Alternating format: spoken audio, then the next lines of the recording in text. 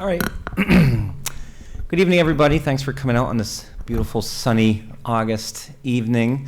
We're really happy to have Britta Saltonstall here to talk about social sexuality education. She's a private consultant in special education and positive behavioral support. She's also taught at the University of Washington. So thank you very much, and here's Britta. Thank you, James. So to start us right off, if you notice specifically, it doesn't say sexuality education, it says social sexuality education. And as we go today, I'm going to be saying sex education as a good kind of a abbreviation, but just I'd love for you to start thinking of sexuality education really as social education, and that as much as we talk about sex ed, we're talking about social knowledge and social skills. So I always like to tell teachers and professionals and parents that if you're working on social skills, then you've already started sex education, right? Because there's a lot of foundation skills in socialization that are needed before you can even really learn about the graphics of sexuality. And then just a small note, so this is a huge topic, and we're just going to touch on a really small part of some of the resources that are out there specifically, and I'm going to be speaking to parents and caregivers today. Some of you might be professionals. You get lots of chances, I think, to hear me speak in other places. I'm gonna talk to parents, okay? All right, the first thing that we should do, and maybe I'm preaching to the choir because you're all here, but it's nice to just address a few things about the topic of sexuality to start, and maybe to help us get a little more comfortable as we go on. And the first is that we all carry feelings and opinions about sexuality. And that can come from a religious background, it can come from our ethnicity, it can come from our own personal experiences. So when I work with professionals, I always tell them it doesn't matter how open-minded you feel like you might be when you get into a situation that has to do with sexuality. Usually there's a lot of opinions and feelings that come up. I work with school districts, and they bring me in often if a student has demonstrated a behavior that they call sexually inappropriate. And usually what I find is that it's just like any other situation that I work in where some student might have a challenging behavior. But the difference with this is there's a ton of really uncomfortable adults. So the adults are always the ones that actually end up needing a lot more of my attention and kind of professional intervention and support as opposed to just the student. So the feelings and opinions are all over the place. Sexual behavior, we should expect it from infancy through death. So we see erections in very, very, very young babies. They've seen them on scans in utero, all the way up until people who are near death can have a very active sexual life. So just because you're somebody who has an 8-year-old child, or because you're somebody who you feel like, my daughter isn't so interested in this kind of stuff, it's going to happen, and it's going to be there across the lifespan. And then last but not least, with getting comfortable, so every generation seems to think that the younger one is exposed to a lot more sexual influences. And every generation worries a lot about the sexual influences that the younger ones are under. And there's this story I was reading about the history of sexuality, and I read about Beethoven, the classical composer.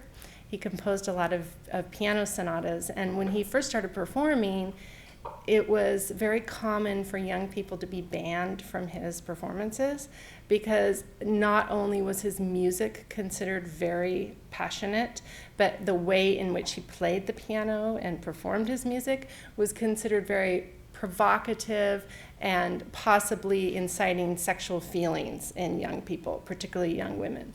So a lot of times in the beginning of his career, young people were not allowed to hear his music. And I think all of us would agree nowadays that we think of classical music as probably being the most tame music that younger generations could listen to.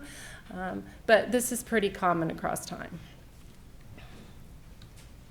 The other thing with getting comfortable is that I want to point out that it's okay to be uncomfortable. And I'm somebody that works in this area of sexuality education now, but I certainly never planned this in my life. And the reason I have to give credit to parents of individuals with autism spectrum disorders for getting me here, because I was in graduate school and I was studying social skills intervention, and I had some parents of children with autism that I knew these parents, and their kids were growing up. So they contacted me and they said, well, what do we do? So I said, well, I don't know. I work with social skills, not sex ed. And, but I'll ask, right? Because there's going to be all these important people and important resources. And what I found out, which isn't a great surprise to everybody here probably, is that there's very little research, particularly in this area of specifically sex education for kids with special needs. And that there was just this call in the literature. Everything I read kept saying somebody needs to address this. So I decided, and it was kind of there were people who were uncomfortable with me doing this as my research, and here I am. So it's okay to be uncomfortable with this topic. And the other piece that I tell professionals about, because often professionals will say to me, well, parents are in denial about sexuality, and parents are uncomfortable, they don't want to talk about it. You're in this special situation. I know you hear the word special a lot. Special ed, special needs. You're in a special situation in this context because you're talking about your child. It's a parent or a caregiver and a child. And no parent, regardless of the child's development, wants to think about their child's sexuality or talk about it. And same thing with the reverse. There are no children, including us grown children, that really want to think about or talk about our parents' sexual behavior or sexuality. So I always tell people it's completely okay if parents don't want to talk about this, especially at first, because nobody would. We're going to look briefly today at a few just things that are considered within normal realm for sexual behaviors and sexual experiences. And then we're going to look at a couple myths that have to do with developmental disability, because there's definitely lots of myths out there about sexuality and disability. I'm going to talk you through some and show you pictures of some resources for sexuality education and just for sexual learning. And these are all resources that are specifically designed for caregivers and parents that I'm going to show you today. And I always tell professionals that I think all the parent-family resources are also really useful for professionals. It doesn't always work the opposite. Sometimes the resources and curriculum that are written for professionals aren't necessarily very useful or interesting for families. You guys are busy. You can't sit down and read a huge manual. But I really encourage professionals to take a look at these parent resources as well. And then I'm going to end by talking about just two really specific safety topics to highlight when it comes to sexuality. So let's talk a little bit about what's normal across childhood through early adulthood. Masturbation is considered within normal realm of sexual behavior. Touching your genitals, scratching your genitals, adjusting your genitals, these are all normal behaviors. Having interest in sexuality is also very normal. Okay? Crushes, having crushes on someone. Now when it comes to supporting someone with an autism spectrum disorder, I often hear people refer to it as obsessions. But really, when you look at the behavior pattern that you see someone doing, it's really a crush. And everyone has crushes. So crushes is part of what we'll talk about a bit when we look at some of the sexuality education resources. Erratic behavior and emotional displays. These are also very normal behaviors in terms of sexuality. Erections are very normal. Okay, it's very rare that somebody has too many erections or not enough. I hear people talk about that and ask about that in context of disability a lot. It's this kind of idea of the extremes on either end. Irregular menstrual patterns are really normal, and especially in younger girls through adolescence. They can have really heavy periods, and then they can go through cycles where they might not have their period for a few months. So those are also normal things that sometimes people associate with because someone has a disability, but these are within typical. Peer sexual play. And this can be kind of a little trigger subject for some people. And this is one of those kind of within normal behavior categories that changes a little bit with the time in terms of whether the, quote, experts think it's normal. When you look at sex education books from the 70s and the early 80s, they talk more about peer sexual play and how it's normal and it's healthy and it's part of development for young children. When you look at parenting and sexuality resources now, you don't see as much about it. So I think it's one of those things that can change and be influenced by culture. But really, it's considered within normal realm for children through adults to be having sexual experiences with other people their age. Okay? It's when one person is older or there's a real age difference that you worry. And it's also if these are behaviors that can't be easily redirected, or if they're happening on a regular basis or in situations that aren't appropriate, right? Like in public. Yeah. How do you define that? What is that peer sexual play? Like, what does that include? Yeah. So maybe peers, like if you think about younger kids, children on a play date who are taking their clothes off and playing doctor and want to show each other their body parts. That could be one that you, all the way up to peer sexual play between adolescents. Some people might just define it as having a sexual relationship. Yeah. So it's that idea of sharing some kind of sexual behavior and sharing your body with somebody in the same age range. Human fascination with taboo topics. This is the other thing that I hear people say to me, individuals with autism get really focused on one thing, or they really perseverate, so we worry about teaching them about sex, because what if they over-focus on it or really get fascinated by it? It's very normal for all humans to be fascinated by things that you're not supposed to talk about, okay? So that's not autism, that's just normal human behavior. And we'll talk a little bit more about maybe some of the strategies that might be helpful if this is a concern of yours. Because what I would not want to see is that people would avoid giving sex education because they're worried about this over-fascination. Interest in bodies. It's very normal for children through adolescence of any developmental kind of status to be interested in human bodies. Gender flexibility is normal for kids all the way through adulthood, people to kind of question, do they associate with female, gender, or male, or somewhere in between. And then this disregard for personal hygiene. Okay, so that's another one that I hear a lot about. People come and ask me, well, how do we, this individual is going through puberty and getting stinkier and doesn't want to take a shower, and he has autism, and so somehow that's supposed to explain it all.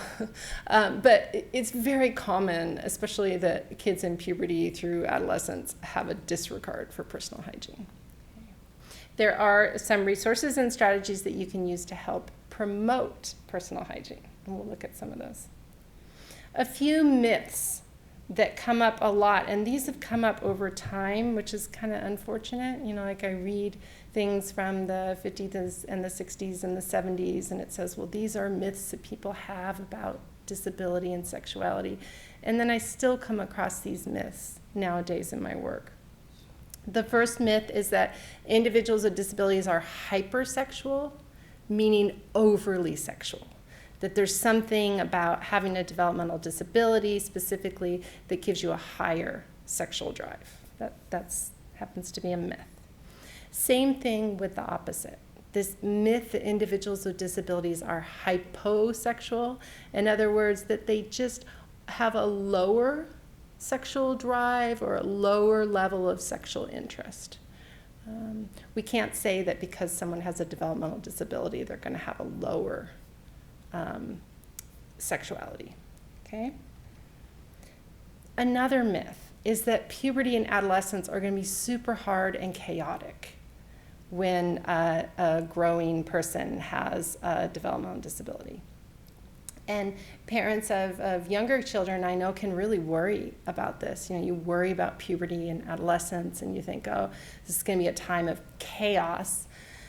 Things are hard now. What's it going to be like then? And really, we don't have evidence from research that shows us that it's going to be particularly chaotic or disruptive. It's a very individual experience for people with developmental disabilities, just like it's an individual experience for people without them.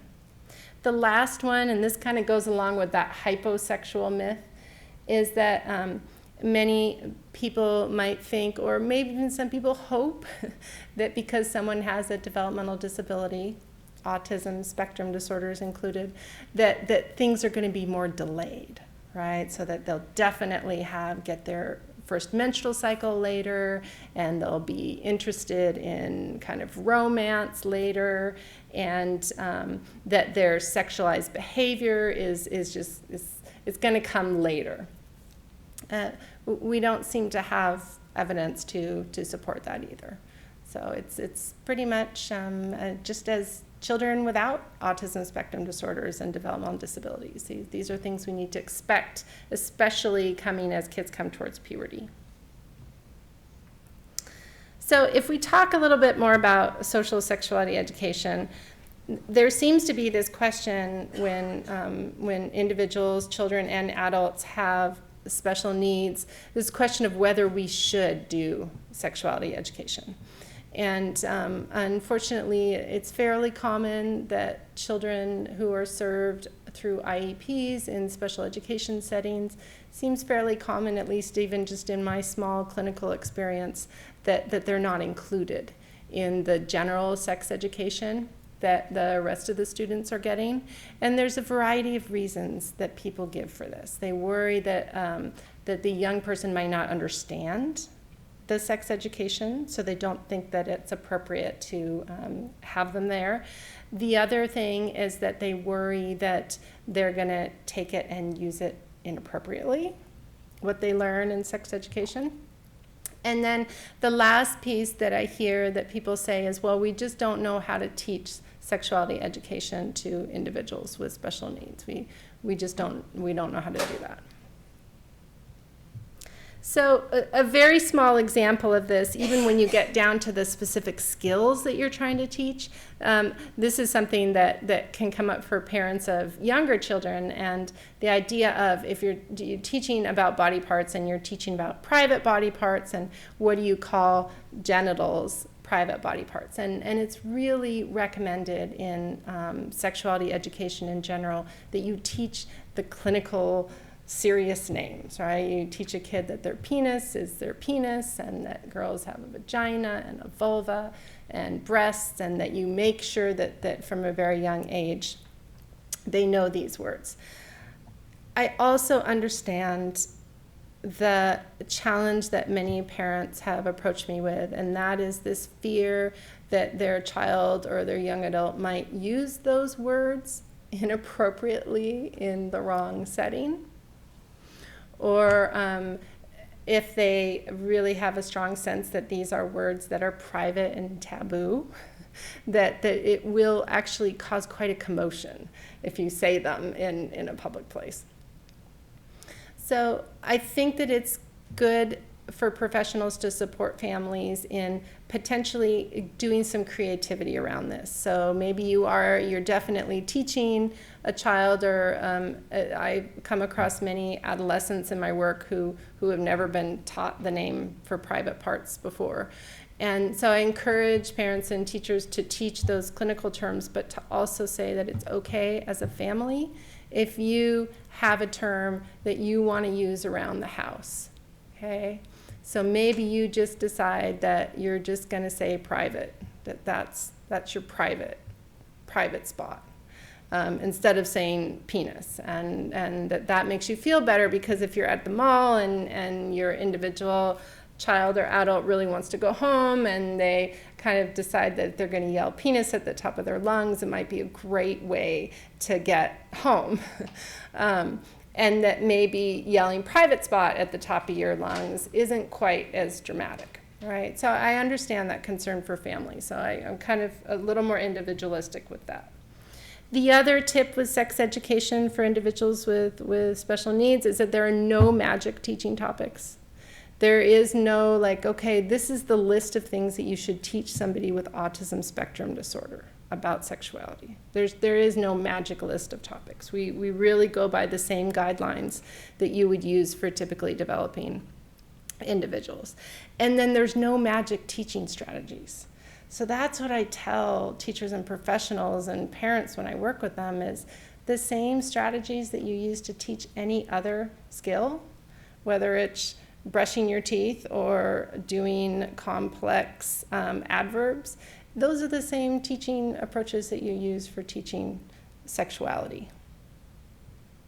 And then expect, though, that you're probably going to do some individualization. So even within these resources I'm going to show you, it may be that as a parent, you look through this little handbook and you say, okay, well, wow, lesson 5, just totally inappropriate for my son or daughter.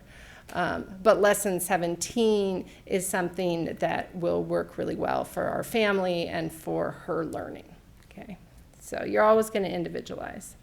Let's look at some example resources in this area.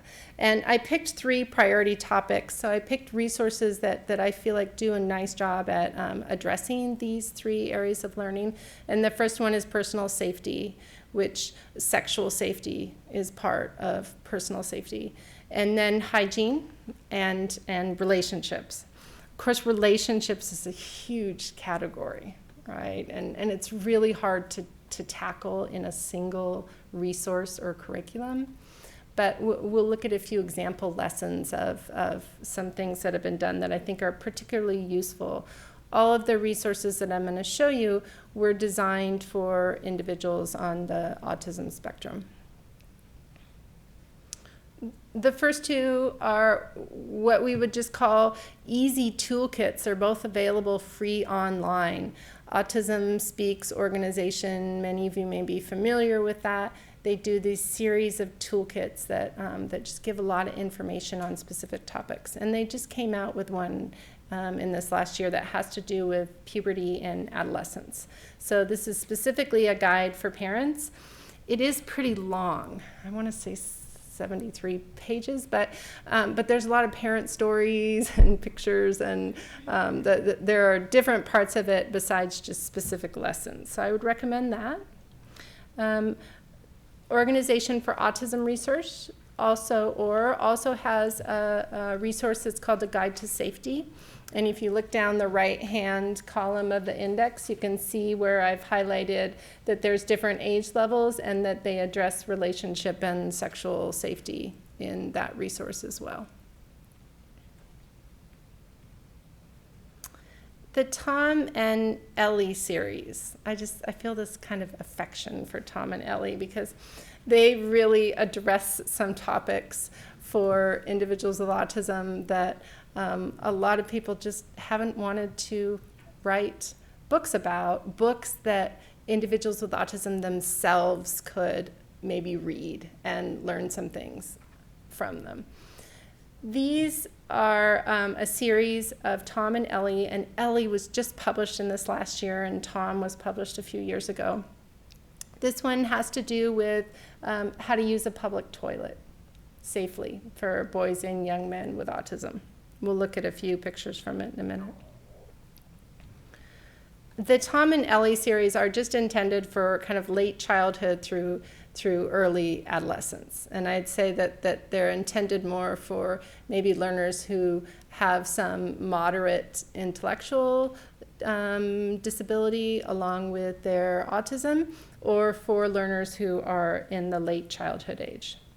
One of the unique aspects of them is that they really leave very little to the imagination. They break these topics down into very specific skills and behaviors, and they tell it like it is, and they're clearly illustrated as well. So one of the books, and there's a companion book about Tom, and this one is What's Happening to Ellie, and this one's specifically designed to teach puberty to individuals with autism. Another one is called Things Ellie Likes, and then there's a companion one, Things Tom Likes. And this one specifically focuses mostly on masturbation and some of the kind of the more private sexuality behaviors that can be difficult and awkward for families to talk about. So I think that both the Ellie book and the Tom book do a nice job of really being instructive about these topics, but also doing it in a way that is relatable for your learner. Here's a couple of pages examples from Tom Needs to Go, and this is a few pages into the book, and it says when Tom needs to pee, he uses a urinal. Tom does not stand next to or talk to anyone else or look at anyone else's penis. Okay, very important, right, in public restrooms. Tom pees into the urinal without touching it with his penis. Also important from a hygiene perspective. So those are the kinds of illustrations that you see in these little books. These pictures I'm showing you are kind of out of scale because they all look big on the screen, but these are just little books. They're easy to carry around and very easy to purchase. They come through England. A lot of the sexuality resources for individuals with autism seem to come from Australia or England or Europe. Some of them come from Canada. We're kind of behind in this country in terms of this topic. This book, many parents and professionals might be familiar with already, and it's called Taking Care of Myself. This has a lot of lessons and activities that just have to do with personal hygiene in general. So even things like brushing your teeth and how to make a bed, and kind of self-care, but it also gets into puberty and menstruation, and it does talk also about masturbation and about private areas and private things. This one is particularly meant for learners that are supported by what we call social stories. So that's the way that this book is set up. I'll show you a few in a minute. It's set up for individuals either who can understand a story being read to them or who could read that story themselves. It also includes some teaching tips for traditionally challenging new tasks. Like, for example, they talk about how to teach a girl how to wear a bra, which I know can be a challenging thing for some young women and girls with autism who might have sensitivity to different layers of clothing. And it gives some different tips on ways that you can teach the learner through just kind of systematic checking for bra straps and get other people involved so that maybe when you have a lot of female friends or relatives over, you do like a little girl time and you guys just check and make sure that you have your bra on. They talk about even including teachers or social groups at school so that if there's a female student who is just particularly averse to wearing a bra, so that they can start maybe these little checks, so that all of a sudden this young woman decides, oh, well, everybody's doing this, and it's not just my parent telling me to do it. So I need to have that strap there when everyone checks. Here's an example. My clothes need to stay on. People wear clothes every day. We wear lots of clothes when we're cold and when it's winter. We only wear a few clothes when we're hot and it's summer. We always wear clothes that cover our private areas. So very repetitive, gets into detail, and gets into some of those kind of like yes and no type situations where you would want to make sure that you talk about everywhere that you wear clothes. So if you say, maybe you say something like, well, we wear our clothes everywhere, that might not be concrete enough for a certain learner. So this gives you ideas on how to make your social stories specifically detailed. And this is a kind of book where you're allowed to photocopy and distribute things and use them, so you don't have to make your own if you don't want. This one is called Touching My Private Areas. This one is, I think, 2.5 pages long. And it just very specifically talks about where are parts of your body that it's okay to touch, and then where are parts of your body that you shouldn't touch when other people are around or other people can see you. Is not okay to touch, scratch, or rub my private areas when students, parents, children, or other adults can see me. I just recently heard a little anecdote about a young man who happens to have autism, and he was taught that you should only touch your private area when you're alone, and that means that alone means that people can't see you and you can't see them. So in this particular situation, it was a very creative young man who would pick up towels or like doilies from a table or napkins or blankets and put them over himself and start touching himself in his private area. And to him, this very literally was okay, right? Nobody could see him from his perspective, because perspective taking is hard anyway, and he couldn't see anyone else. So these are the kinds of stories that remind me how specific our teaching needs to be for some learners. Flirting or hurting. This is a video. And this is actually a video that is put out, published for typically developing youth. Human Relations Media is the publisher that publishes this, and they have a whole series of books and videos on everything from bullying to drug use to nutrition to sexual abuse experience, how to kind of cope with that, how to prevent sexual abuse. They have things that talk about dating and relationships.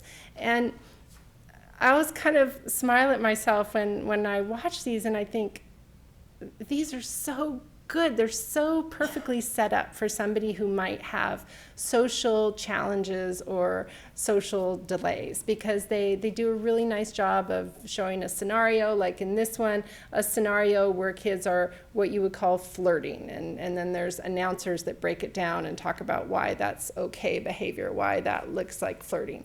And then they'll show a little scenario with, really good-looking, modern dressed actors, because a lot of resources for relationships and sexuality end up coming from the 70s or the 80s, so the actors and actresses are wearing really dated clothing, and this one it's modern. So very specific, once again, little scenarios about behavior that would be considered more harassing than flirting.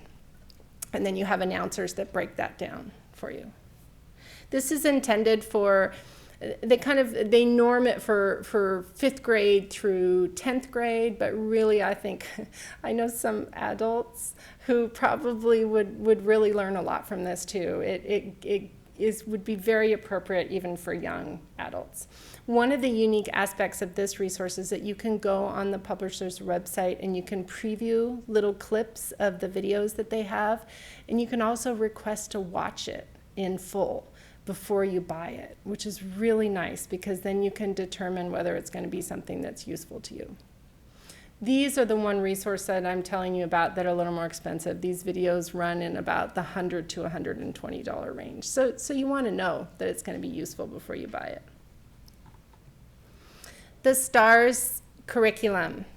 This one actually, this is, I should have clarified before when I said that all the resources I'm going to show you are specific for autism spectrum. And this one is actually developed for adolescents and adults with just any kind of developmental disability. And this is one of my favorite ones. It's just this little handbook. It was developed by 2 nurses, and they use this curriculum. They do social groups for adolescents and adults that have special needs, and they really talk a lot about relationship skills.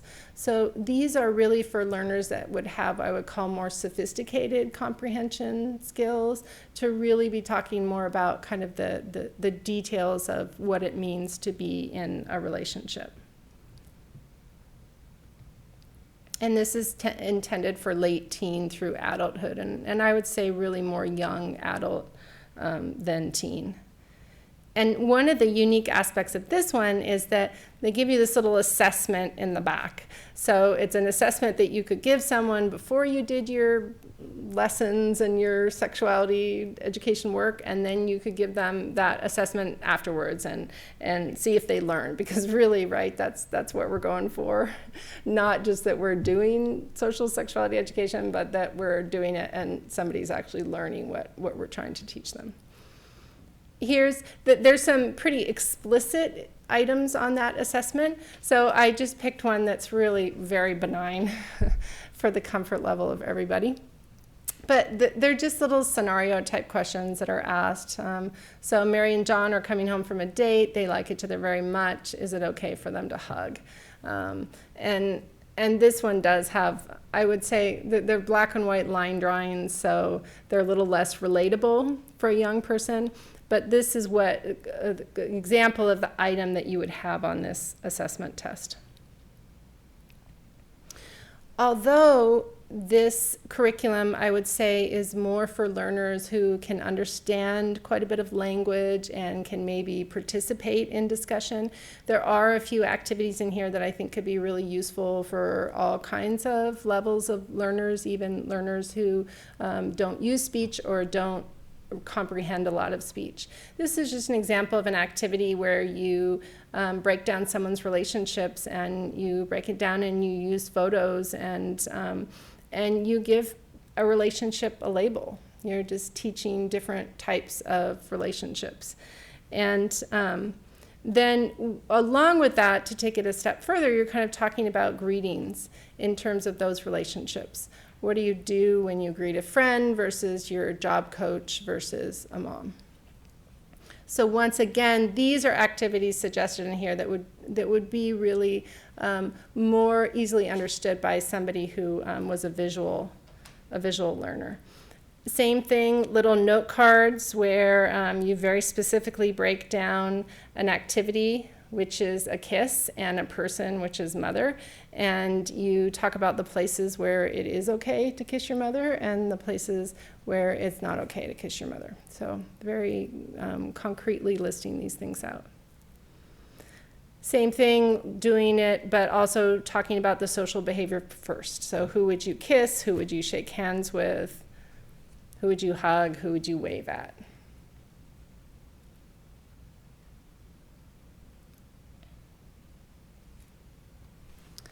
Charting the course is another new curriculum resource. This is a big 3-ring binder, really well organized and detailed resource for families. And this one, I would say, also would be used for what I would call a learner who can understand quite a bit of language, who maybe has some reading skills, and can also participate in some discussion about sexuality. This is designed for people in their late childhood through young adulthood. So it really gives a nice range of lessons and topics that apply to this whole age range of individuals with who, in this case, happen to have autism spectrum disorder. One unique aspect of this is that it includes, when you buy it, it's very reasonable, you also get access to a website where there's companion games. So the learner can go on the website and do some gaming to go along with the lessons that you've been doing. I shouldn't call them lessons, really they're activities. Call them lessons and it makes people not want to do them. Here's an example. This is very, a lot of these curriculum, and this one is a good example, really, they get right down to black and white with parents. Okay, now let's talk about erections. Let's make sure you're talking to your son about erections, and make sure that you have spoken as adult kind of mentors or caregivers, that you've thought about this before you have a discussion with your son. This is hard to see, I know, because it's small print, but basically it's kind of an example activity that you could do where you could talk to a son about what to do if you get an erection in public. So it gives some very specific ideas on what the individual could do, what they could think about, what they could do physically, somewhere that they could go, and then you end this activity sheet with having some more very specific guidelines about whether you talk about an erection or whether you don't talk about an erection when you have one. So along with this activity for parents, you have a form to develop a plan for anybody develop a plan for erections in their household. Seems unusual, right? But I think the point of this, which I see as well taken, is that as parents and caregivers and as professionals, that we've really thought about a sexuality topic before we introduce it to a child, an adolescent, or a young adult. We explore our own opinions, our own family values, and we think about how we might address the topic versus how the teachers at school might address the topic. I'm not saying everyone who has a son should have a plan for erections, but I think it's a good reminder that we plan ahead. And oftentimes we don't want to plan ahead for things like erections, right? Rather that they just didn't happen. Davida Hartman she's a psychologist in Ireland, and she put out this resource curriculum in the last few years, and it's designed for professionals and parents. So it has a series of activities about different topics in sexuality education. All of these resources that I'm showing you, when you look at what's recommended as what should be included in sexuality education, like what are the national standards for what's included, all of these resources I'm showing you align nicely with those national standards, at least in the US. So you can use these knowing that you're teaching relevant topics. This one is very detailed in the activities, but it also just has a lot of kind of talking time where you read and you feel like she's talking to you as a parent, which I think that's a really nice way that she writes. There's this unique aspect in here of she gives some really specific parent tips, and one of them I'll show you. This might be hard to read, so I'll read it for you. This is a tips for parents for safety in a modern age. It says, remain as up-to-date as possible with modern technology, particularly in relation to the internet. And it's advisable to keep up-to-date with text speak in order to keep children safe. So for example, a parent seeing WMIRL on their child's phone may think nothing of it, but translated it means, would you like to meet in real life? i.e. the child is being asked to meet up with someone that they've only met online. So this is once again a little bit kind of a harder thing for an older generation who hasn't grown up using text speak or text language. So one of the things that I do is I try and talk to the teenagers that I know and the kids that I know, the ones that are typically developing or who use phones to text. I just let them know that I'm just this really lame grown-up, and but I teach in this kind of thing, and for safety purposes, I would love it if they could help me find out what all the latest kind of abbreviations that people are using to communicate with each other. This is a resource that's it's a PDF format, so it's free online, and this one comes from Scotland. Kind of feel like I'm taking you on this trip around the world, which I wish I could. This is Relationship, Sexual Health, and Parenthood resource for young people with autism spectrum disorder. And this one I would say is not as detailed as the others, but it's a place where you could get some ideas and maybe some activities. This one has activities that would be good for a very kind of concrete, what you might call, quote, low functioning level of learner in terms of their learning skills, all the way up to a learner who can read and have a discussion about relationships. This one is designed for adolescent through adult learners. So that's your population with this one. And like I just described, it's one of the unique aspects is that it provides learning activities that apply to a varying level of cognitive ability.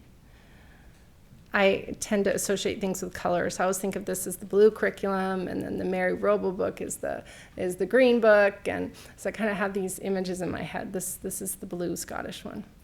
This is an example of one of the activities that would be good for somebody who might not have a lot of reading skills and who might use visual cues to help them learn. So this is a flowchart for an activity about who can be my friend. Do I know this person, yes or no? If the answer is yes, I know this person, then a next question would be, do I like to spend time with this person? If the answer is no, then this person is not my friend, but I have to be polite to them. Okay. If the answer is yes, that I like to spend time with this person, then I can talk with someone in my family or my teacher about whether it might be a good, okay person to be my friend. This is this piece that I think can be important when we're actually sitting down to teach what friendship means, which is it's such a big, complicated, complex topic. But one of the things that I like is that idea of talking to somebody that you can trust about a friendship, or talking to someone you can trust about somebody being a friend. And if you can kind of get this message across as often as possible, then ideally your child, your adolescent child or your adult child is going to look to you as somebody who they can talk to about a friendship or a relationship if they're thinking of embarking on it.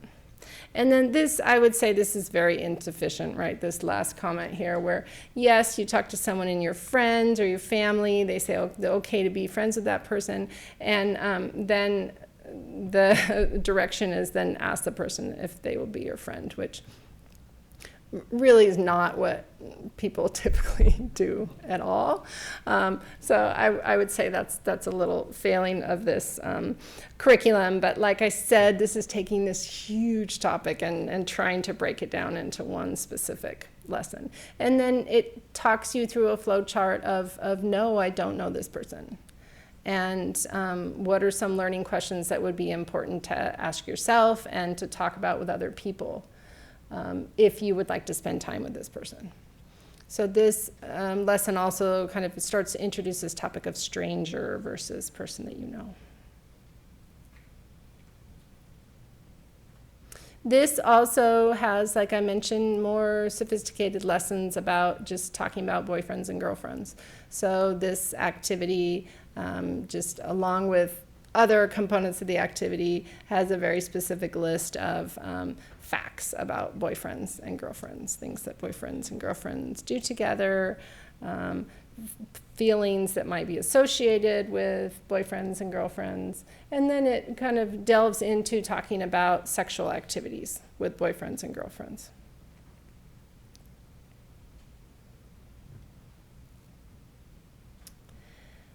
So when I mentioned that sexuality education is very much part of social skills education, I like to bring up this book, which is called Dude, That's Rude, Get Some Manners.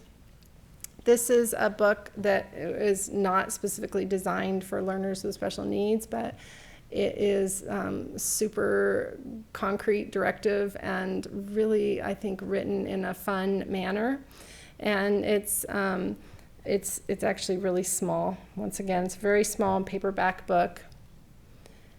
It's meant for children through adolescence, and it touches on multiple topics, and it really very specifically tells the reader how to act in certain ways, in certain places, and with certain people, and how not to act in certain ways, in certain places, with certain people. For example, wordy manners. And this starts with saying, do you ever feel like you don't know what to say? Or like you're always saying the wrong thing? Do you have trouble starting conversations or keeping them going? Follow these steps to build your talking skills. So it very specifically takes you through some ways to have conversations.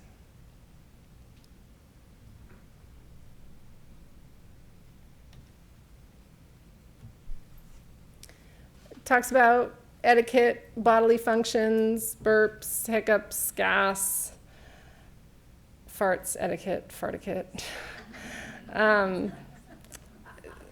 It's good manners to burp as softly as possible with your hand over your mouth and then say, excuse me, afterwards. If a friend burps, don't go, that was excellent, and beg for more. Post-burp analysis isn't required. Pretend you didn't notice and move on. So I read this and I think, wow, gosh, I wish I knew about this before when I was trying to support learners who were really trying to figure out what we call that hidden curriculum of social skills. And this is just kind of classic, like junior high boy behavior. And behavior that's great when you're around your friends, but then how does that need to be different when you're around adults or other people? It talks about how to be a host and how to be a guest, offering something to eat, making sure that when someone comes over, you've introduced them to the adults in the house. Okay. There are also learning materials that you can find. So not only these books and curriculums, but for example, there's a company called Teach-A-Bodies. And this is if you are trying to support a learner who you feel like really specifically needs to have some more concrete examples that they can look at and touch and talk about aside from their own body or aside from pictures. These are anatomically correct dolls. You can also get doll-size menstrual supplies to practice putting menstrual supplies in underwear. There is one research study that's about 50 years old now where they did 2 interventions for girls and young women. They did an intervention where they taught them how to put doll-size menstrual supplies in doll-size underwear on dolls, hoping that would help them learn to do it with on their own bodies. And then they did a next intervention where they actually taught girls and young women on their own bodies how to change their menstrual supplies.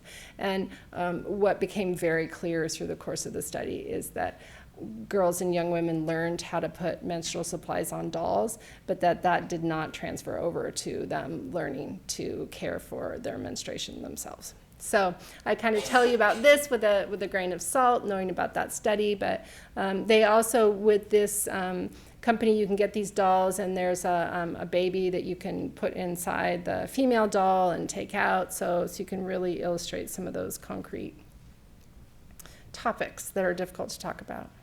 There are a million online resource lists. So as a parent or professional, you could go online, you could Google, how do I teach sex to somebody with Down syndrome? How do I support sexuality learning for an individual who has social delays? And so you'll find a million of them. This is my favorite one, and it's very recent. It's put out by the Department of Health in Massachusetts, and it's just a guide that talks about all the resources and curriculum and videos and things out there that might be useful because they've been developed to use specifically with individuals with special needs. And I'm happy to type up a list of these resources and then give the links for that corresponding resource. If that's interesting to people, I can do that, and it can be posted online so that you don't have to go find these things on your own.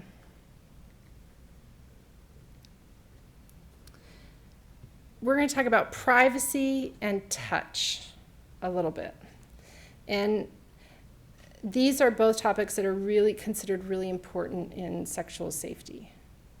So, for example, here is a common recommendation in literature that talks about teaching kids to avoid sexual abuse, teaching kids, making sure that you're setting their lives up as much as possible to avoid and prevent sexual abuse. So here's this recommendation: have clear boundaries for personal privacy so that children learn that this is a normal part of life.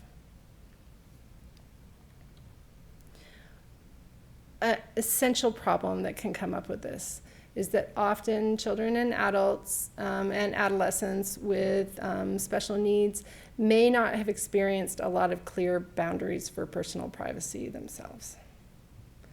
And I know plenty of families and parents where this comes out of necessity. Maybe they have a child or an adolescent or an adult that lives in their home that they support that can't be without eyes on them at all times. So you may have to do things that are usually considered private, but with that learner there with you, with that child there with you. The problem with that is that with age, individuals, whether they have special needs or not, are expected to respect the privacy boundaries of others. So within this population, there may not be a lot of privacy that's being modeled to individuals with autism in home environments, in school environments, in public, but then they're expected to respect the privacy boundaries of others. And one of the things that I find is that it's not until somebody with special needs has violated the privacy boundaries of someone else that people decide they need to teach them about private versus public. And it's way before that we should start talking about privacy. And privacy in terms of what it means in your family. What does privacy mean? Does it mean you're alone? Does it mean that you're in a specific room in the house and alone? Is there a specific topic that is private versus other topics that aren't private? Think and model privacy as much as you can if we're expecting learners with social needs to respect the privacy of others. So another thing that's recommended in the literature on promoting sexual safety and preventing sexual abuse is that we notice and we respect when children don't want physical contact. You could put adolescents in here too. So if someone says, "Don't touch me," I don't want you to touch me, or get away from me, we're supposed to notice and respect that. Probably more than we would ever think we should. And what that does is it helps children and adolescents, it helps reiterate to them that it's okay to tell people that you don't want to be touched. Often individuals with special needs, and including autism spectrum disorders, might receive physical contact as part of their self-care or as part of their safety. Like somebody really wants to hover over them more when you're in a parking lot because you're kind of worried about their safety, or you might think that because your child or adult child has autism and you really want them to learn about affectionate touch and being affectionate with family, you might feel like you want to work on this extra. If you're thinking about sexual safety, it's very recommended that you respect an individual's choice not to want to be touched.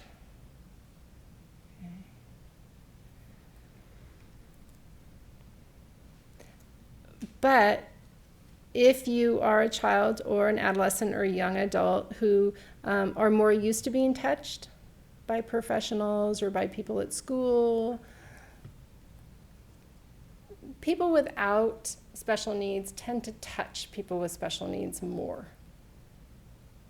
And this happens in school a lot too, whether they're kind of moving individuals along, or whether they're giving high fives, or whether they are just kind of trying to foster this interaction, that we tend to touch people with special needs more. So what that can do then is that it can increasingly make a situation where they accept being touched by others, and then also where they are touching others without appropriate boundaries. So what can you do as parents and caregivers about privacy? You can talk about it ad nauseum with your child, adolescent, or young adult who lives with you.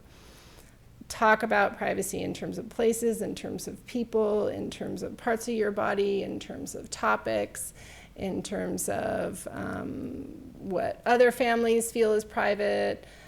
Just say that word privacy a lot and contrast it with this idea of public. Because another thing that can happen is that this idea of teaching private versus public happens in this one little activity, maybe during therapy time or during school time. And really privacy is a topic that people need to hear about on a continuous basis over time. And then in terms of safety for touch, talk a lot about different types of touches.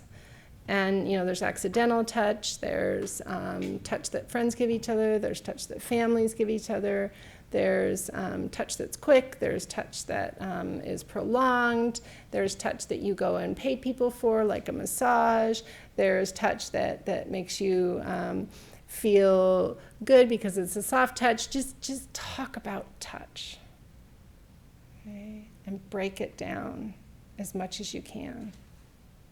And this is going to feel a little unnatural, right, as a family of a child or an adolescent or an adult of any age. But talk about touch. And then talk about personal space and private space and personal boundaries. Once again, these are concepts that if they're just a lesson in a book or something that you do on Friday night during your family meeting, you talk about it, it's not enough learning time for individuals that aren't necessarily learning these things naturally.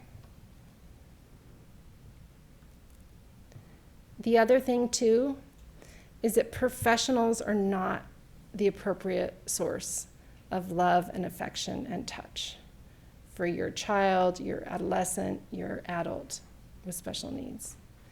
And this is actually kind of exciting that it's something that I think that schools have realized more, so they put more kind of regulations and rules in place about whether kids can touch each other and whether adults can touch kids and how they can touch.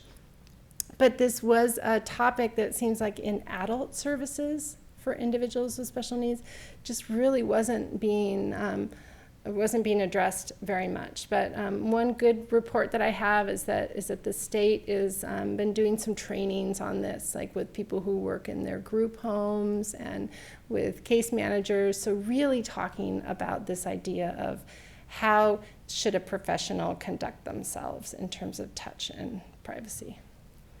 So that's something good to say about adult services. It's hard because when a family when you work with a professional for a long time, or when your child or adolescent or young adult works with a professional, it can become a friendly relationship and even feel like a family relationship. But if we look at it just from a sexual safety perspective, we want to make sure as professionals that we are not teaching somebody that professionals are people that can come in and touch you and invade your privacy. Because unfortunately, it's the most common perpetrator of sexual abuse is going to be somebody that knows a child or an adolescent, and this is in terms of people with special needs and without. It's going to be somebody within their kind of realm of what you consider maybe trusted adults. So we want to be really careful as professionals not to present ourselves as the person that people get affection from. A couple closing recommendations for you, and then we'll do questions. And I brought, is it Flirting or Hurting with me, the video I told you about. So I'll put it on kind of as we close. So if anybody wants to watch a little bit of it, you can. Think about privacy and touch as sexual safety topics. Okay. Think about how your child or your adolescent or your adult has privacy in their lives, and what are ways that you can give them more privacy as a family, so that you can then tell them this is private, this is privacy. Because if somebody with special needs is never getting privacy themselves, it's pretty hard for them to learn what that means and respect the privacy of others. Check out the background of all providers. Talk to professionals and providers about safety and sexual safety, and just let them know that we're really, we're concerned about Miguel's safety, and we want to make sure that it's the safest people that are working with him, and we expect that from you. Okay, so I would like to know that professionals are hearing this from parents. I'm not saying you have to do an FBI background check on everyone who interacts with your child or adult, but talk to that. Work on independence and self-care. If somebody can take care of their own body, it's going to make them less likely to be in a situation where somebody else is in their personal space. Okay. And in my own practice, when I work with individuals with things like personal hygiene, I actually push it and work on it more than I ever used to in my career after I learned more about this concept of sexual safety. Because I realized that even if somebody really, really, really doesn't want to brush their teeth, it's important for us to figure out a way to help them to learn to be as independent as possible, because it's going to get other people out of their space. Okay. And if you do have people helping with your child or young adult's self-care, like if somebody is there helping to give them a shower, make sure that your your adult child has a bathing suit on when there's other people there that aren't specific family members, right? If you have a care or respite provider that comes in. Things like if you have a child or an adult child who can't put sunscreen on themselves, put your hand over their hand and have their hand do it, so you can at least be telling them, I'm touching you to help you put sunscreen on, but they're starting to get that idea that it's not other people that are always just doing things for their body.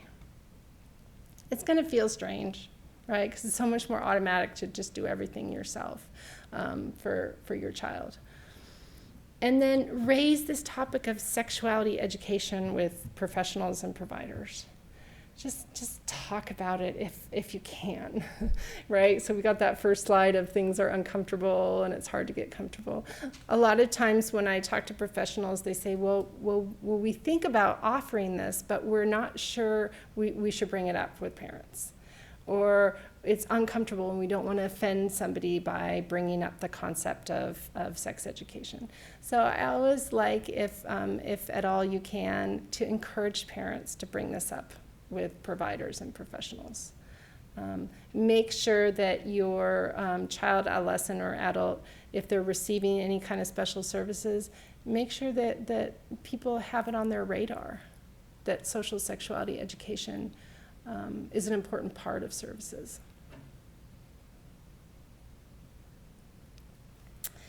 That's it for today for me, and I wanted to make sure that I left some time at the end for questions. And then, like I said, not to hurry you through questions, but we can watch a little video if you want to see examples of hurting and flirting. Yeah.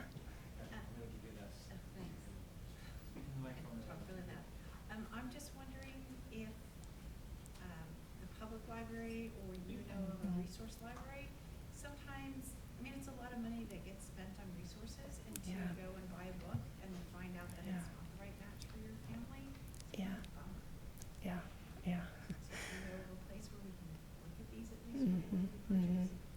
So the question is there a place where you can look at these, like particularly even these specific resources that I've talked about today, some kind of a lending library, or resource source?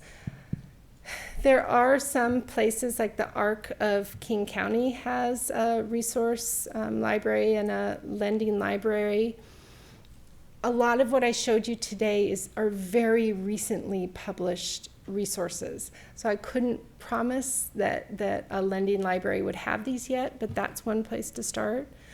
I think that Autism Speaks and some of the other organizations, there is actually a Planned Parenthood, it's somewhere in the Midwest. If you email me, I can give you the link, that has quite a large collection of sexuality resources when it comes to people with special needs that you can borrow and check out. And I feel for you. I totally understand that concept of not wanting to spend money on something that might not be useful. It's why I chose things also that are really $50 or less to show you. And if I had given this talk 6 or 7 years ago, it would have been a lot more dismal than now. And so particularly in this area of resources for autism spectrum disorders, there's just this boom of things out there that are coming out, literally fresh off the press.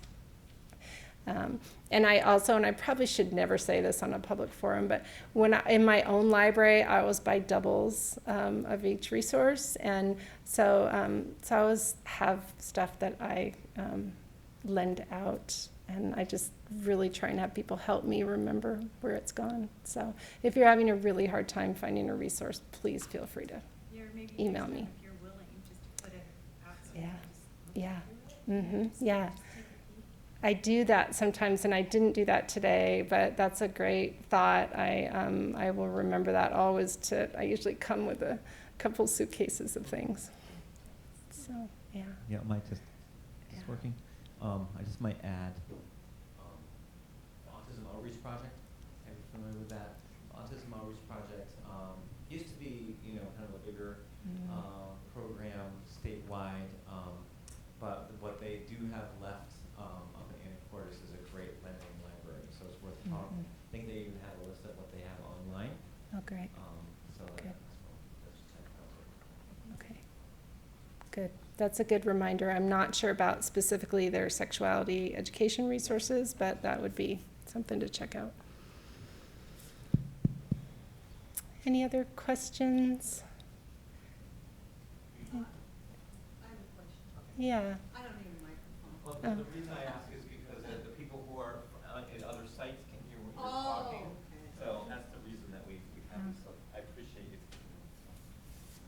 So I don't know how much you work with, and all the professionals in this field work with school districts to, like, my son, I have no idea if he ever learned anything about sexual education in school. I doubt it. Is there any effort underway to the school districts across the state, so that they do address some of this in school. Okay. So the question was, is there any effort statewide or with school districts to really promote sexuality education for students, learners with special needs? And I love that question because I feel like a lone wolf a lot of the times, but I'm someone who's really working really hard to work with school districts, and they're kind of few and far between. And I would say that it's often when a problem has occurred that then there's a more of an effort to offer education. So it definitely is not something that's, I would say, systematic across the state, but I'm working hard on that. And anyone who is interested in helping me get the word out just on resources and how to adapt and even how to work this into an IEP context. On that note, I'm just thinking, I would think that this would be mandated because it's part of the curriculum and they're legally according to IDEA supposed to access the curriculum if they can. So I wonder if like Washington Autism Alliance might help with that. Yeah, it's a good Might be a good point. And because really in the research work I did where I interviewed teachers and I interviewed mothers in particular, because I was looking at how girls who were approaching menstruation learned about their bodies. And so this was one of the things that I discovered, is that this is kind of one of these last areas of real discrimination against students. Students who may not be traditional learners, is that sexuality education, even if they are legally have the right to it, that they're not being included in it on a regular basis. And for, like I said, the reasons before, I mean, I understand some of the reasons given, right? We don't know what resources to use, we don't think they're going to understand it, but really it's the legal right, like you said, to access it. Yeah. Are there any local school districts that you think are doing an adequate job of teaching this to kids with special needs? Yeah. So the question is if there are any local school districts that are doing an adequate job to teach us with special needs. And wow, I love how to the point your question is, and as a professional, I don't feel like I can stand up here and give my opinion on that. If you would like to contact me and talk more about ways that school districts can do more of this, I'd be happy to help you. But as a professional, I also can't reveal to you who my clients are, right? So I can't really talk about the districts that I know of, at least. But I think what it is it's kind of spotty, right? Particularly students who have higher level cognitive skills and higher level learning and language, they might be included in the general education sex ed. But students who have more challenges learning, it's just easier to kind of keep them behind. And sexuality education is not mandated in every state, and it's not offered in every district across our state either. But what our law says is that if sexuality education is offered, that it needs to be medically accurate. Britta, will you ask the sites if they have any questions? Yeah, sure. Just make that announcement. Sure. Do the sites have any questions that they would like to ask us?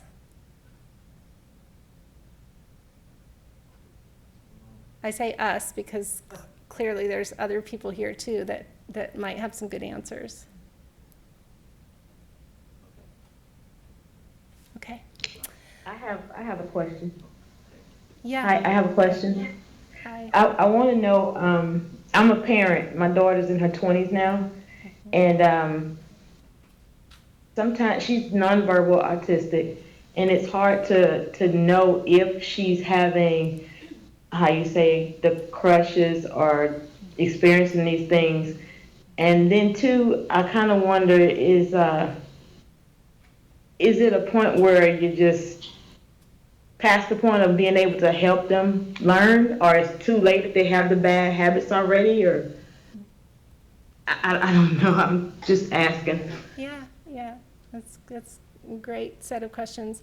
So the question, I think it was two questions, correct me if I'm wrong, Yes. in part. The first one was, given that your daughter is nonverbal, you said, and maybe has really challenged comprehension skills, how do you know if she has something like a crush? How do you know if she's even experiencing these feelings? And one of the ways I would say to do that is to observe her behavior and observe her closely. And the thing that I think is important about crushes is that we don't just discard it as being perseveration or inappropriate social behavior, but that we really look at that maybe the individual has a specific interest in another person, and that there's a possibility that that's a romantic crush. So I would say that you should just kind of be open to her behavior. In terms of teaching her about crushes, there are some specific pieces of different resources that could be helpful to you. Unfortunately, like with many topics, when you get into a situation where a learner is nonverbal and has significant intellectual delay, there's not a lot of good comprehensive learning tools, but there are bits and pieces of some. So that I'm happy to have you contact me if you have more specific questions. The second one, part of your question was, is there kind of a level or a place that you get to where you just shouldn't try and teach this, or shouldn't worry about the learner? At least in my experience and from what I know about research with individuals with autism, they are lifelong learners. And so there's never a point where I, as a professional, or anyone should decide this, it's just not worth trying. So I would say, particularly in terms of social sexuality education, you can be positive that there is learning that can be there. Thank you. You're welcome. Not quite sure where to look. I hope I'm looking in the right place. Otherwise, that would be very socially awkward.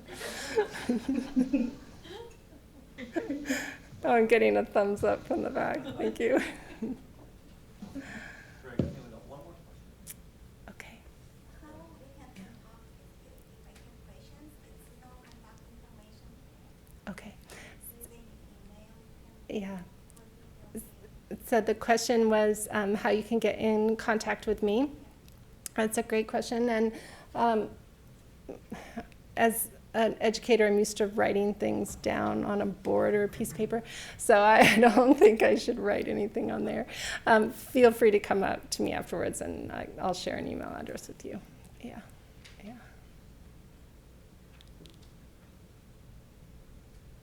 That's it. Thank you very much, Britta.